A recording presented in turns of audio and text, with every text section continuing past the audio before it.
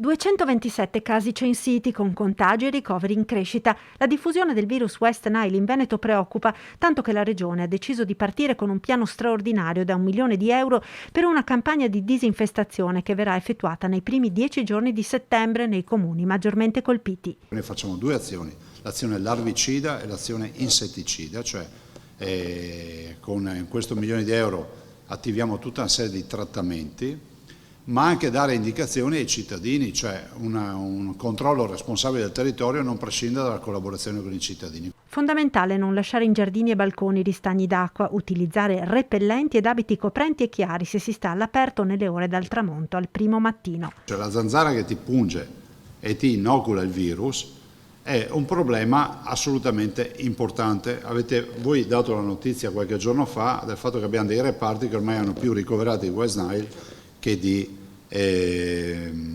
Covid. Le persone che finiscono in terapia intensiva molto spesso sono persone con comorbidità, che hanno altre patologie pregresse e persone magari anziani. Parallelamente verrà incrementata anche la potenzialità diagnostica delle microbiologie per avere una diagnosi tempestiva delle infezioni da West Nile.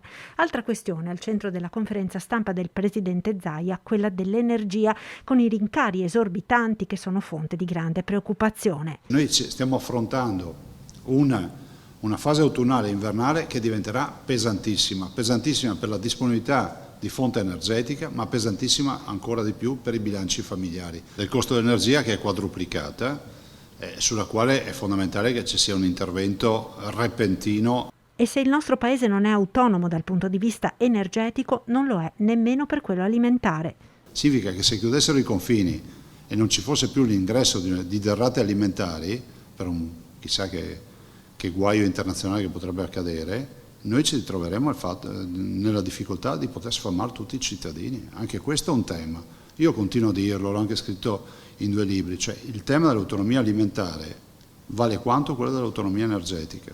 E quindi dobbiamo abbandonare i set aside imposti dall'Europa, abbandonare tutto quello che è non coltivazione e tornare a coltivare i campi, investire nell'agricoltura in maniera tale che ci siano derrate alimentari, ci sia cibo.